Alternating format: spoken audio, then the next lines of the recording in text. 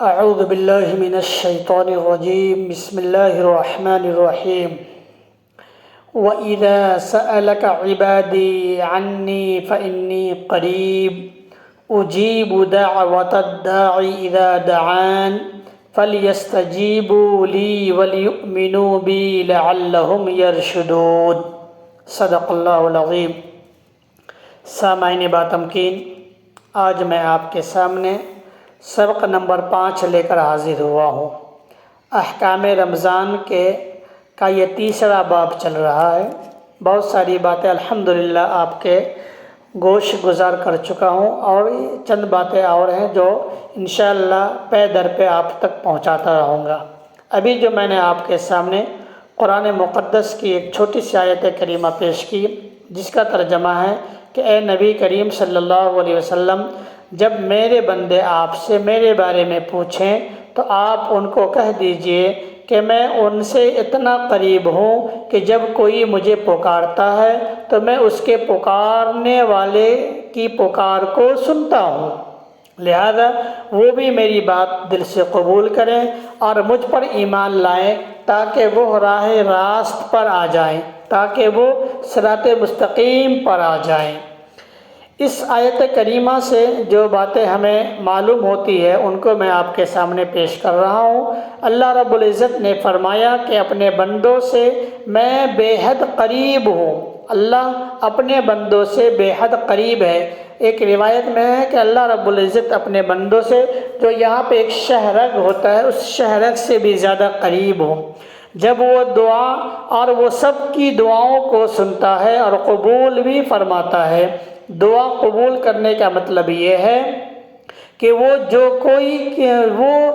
جو بھی شخص جو کوئی مانگتا ہے تو اللہ اس کی دعاؤں کو قبول کرتا ہے۔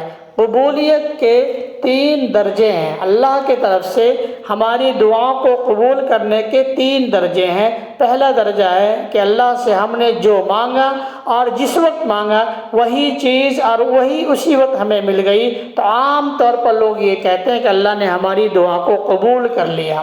اور دوسری چیزیں ہوتی ہیں کہ ہم نے جو مانگا تھا اور جس وقت مانگا تھا وہ چیزیں ہمیں عطا نہ کی گئی بلکہ بعد میں دی گئی، اور وہ چیز بھی نہیں دی گئی جو ہمیں مانگا گیا، بلکہ اللہ کی طرف سے اس سے بہتر چیزیں ہمیں عطا کی گئی۔ یعنی کوئی مصیبت کو روک دیا گیا، کوئی پریشانی کو دور کر دیا گیا، یا اس سے اچھی چیزیں ہمیں حاصل ہو گئی، میسر ہو گیا، تو یہ بھی دعاؤں کے قبول ہونے کا اثر ہے۔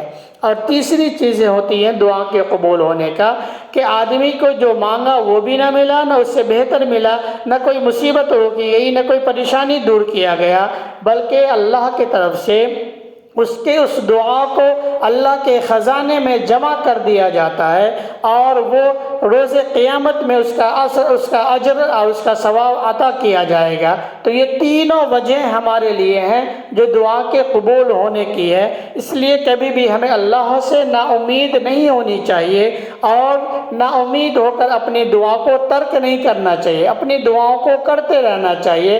اللہ ہر حالت میں ہمارے لیے بہتر جانتا ہے، کیونکہ وہ ہمارا خالق ہے، کریٹر ہے، وہ ہمارا پیدا کرنے والا ہے، وہ ہمارا مالک ہے، وہ ہماری ضرورت کو ہم سے بہتر جانتا ہے کب اور کیا عطا کرنی چاہیے۔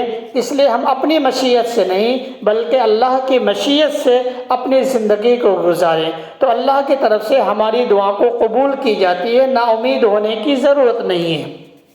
تیسری باتیں جو اس سے سمجھ میں آئی کہ سیدھے راستے پر قائم رہنے کے لیے اللہ خود بندے سے مطالبہ کرتا ہے کہ وہ مجھ پر ایمان لائے، وہ مجھ کو اپنا رب جانے، اور جب وہ مجھ کو اپنا رب جانے گا، مجھ پر ایمان لائے گا اور میری باتوں کو دل سے قبول کرے گا تو سیدھے راستے پہ وہ آ جائے گا، صراط مستقیم پر گامزن ہو جائے گا۔ چوتھی بات جو قرآن و حدیث میں یہی آیا ہے کہ اللہ تعالیٰ بندوں کی ہر دعا قبول کرتے ہیں، کوئی دعا رد نہیں کی جاتی، اور یہ نہیں فرمایا کہ بندے کے ہر مانگ کو پوری کی جاتی ہے، ہر مانگ کو پوری نہیں کی جاتی بلکہ ہر دعا کو قبول کی جاتی ہے۔ جب جس وقت جس چیز کی ضرورت ہوتی ہے اللہ اسے عطا کر دیتا ہے۔ جیسے ایک ڈاکٹر جانتا ہے کہ کس وقت کون سے مریض کے لیے کون سی چیزیں ان کی صحت کے لیے مضر ہے تو اسے منع کر دیتا ہے، اور کون سی چیز ان کی صحت کے لیے مفید ہے تو اسے دینے کو کہا جاتا ہے، حکم دیتا ہے۔ تو والدین، پیرنٹس اور جو ہمارے محسن ہیں وہ ان چیزوں کا خیال رکھتے ہیں کہ جو ہماری صحت کے لیے مضر ہیں ان سے ہمارے لاکھ کوشش کے باوجود اسے روک دیا جاتا ہے، اور جو چیز ہمارے لیے مفید ہے ہمیں لاکھ انکار کرنے کے باوجود وہ چیزیں ہمیں دی جاتی ہے۔ ویسے ہی رب ہماری صحت کو، ہماری ضرورت کو ہم سے زیادہ جانتا ہے، اس لیے جب ہماری ضرورت پڑتی ہے اللہ ہمیں اسے عطا کرتا ہے۔ اسی طرح اللہ اپنے بندوں کی ہر دعا کو قبول فرما لیتے ہیں اور مانگی ہوئی ہر چیز کو اس وقت دیتے ہیں جب بندوں کی مصلحت ہوتی ہے، ورنہ دعا کو عبادت بنا کر اس بندے کے نامہ اعمال میں داخل کر دیا جاتا ہے، لکھ دیے جاتے ہیں۔ حضرت عبادہ رضی اللہ تعالیٰ عنہ کہتے ہیں کہ ایک مرتبہ حضور اکرم صلی اللہ علیہ وسلم رمضان المبارک کے قریب ارشاد فرمایا کہ رمضان کا مہینہ قریب آ گیا ہے، جو بڑی برکت والا مہینہ ہے، حق تعالی شانہ اس میں تمہاری طرف متوجہ ہوتے ہیں اور اپنی رحمت خاصہ نازل فرماتے ہیں، خطاؤں کو معاف فرماتے ہیں، دعاؤں کو قبول فرماتے ہیں، تمہارے تنافس کو دیکھتے ہیں اور ملائکہ سے فخر کرتے ہیں، پس اللہ کو اپنی نیکی دکھاؤ، بد نصیب ہے وہ شخص جو اس مہینے میں بھی اللہ کی رحمت سے محروم رہ گیا۔ یہ بڑا بابرکت مہینہ ہے، اس میں تو ہر آدمی کو اپنے گناہوں کا اقرار کر کے اللہ سے معافی مانگ لینی چاہیے۔ دوسری جگہ اللہ کے رسول صلی اللہ علیہ وسلم نے ارشاد فرمایا کہ 3 لوگوں کی دعا کبھی رد نہیں کی جاتی، 3 لوگوں کی دعا کبھی رد نہیں کی جاتی۔ نمبر 1 روزے دار کی، یہاں تک کہ افطار کر لے، روزے دار کی دعا کبھی رد نہیں کی جاتی۔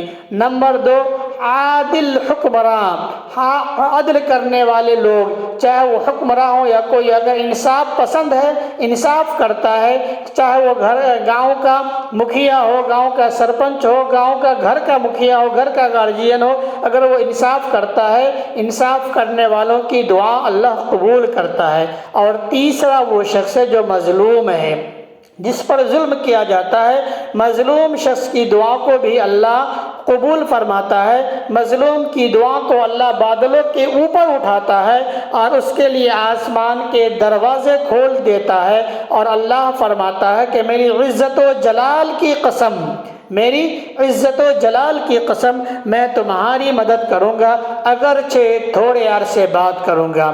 تیسری جگہ اللہ کے رسول صلی اللہ علیہ وسلم نے ارشاد فرمایا کہ 3 دعائیں رد نہیں کی جاتی، 3 دعائیں رد نہیں کی جاتی۔ نمبر 1 والد کی دعا، نمبر 2 روزے دار کی دعا، اور نمبر 3 مسافر کی دعا۔ یہ تینوں چیزیں آج ہمارے پاس میسر ہے۔ ہم میں سے بہت سارے لوگ اپنے بچوں کے والد ہیں تو اپنے بچوں کے لیے خاص طور پر دعا کریں کہ اللہ ان کی عمر کو نیک بنائے، ان کی عادت کو نیک بنائے اور سنت و شریعت کے مطابق گزارنے والا اسے بنائے۔ ہر والد اپنے بچوں کے لیے دعا کرے، روزے دار بھی ہیں تو والد بھی ہیں، روزے دار بھی ہیں، تو ان کی وجہ سے ہماری دعاؤں کا اثر یہ ہوگا کہ ہمارے بچے، ہماری اولادیں ہماری فرما بردار بنیں گی اور اللہ کے نیک بندوں میں ان کو شامل کر لیا جائے گا۔ اللہ رب العزت سے دعا کہ اللہ رب العزت ہمیں آپ کو بھی کہنے سننے سے زیادہ عمل کی توفیق عطا فرمائے۔ آمین۔ وآخر دعوانا ان الحمد للہ رب العالمین۔ السلام علیکم ورحمۃ اللہ۔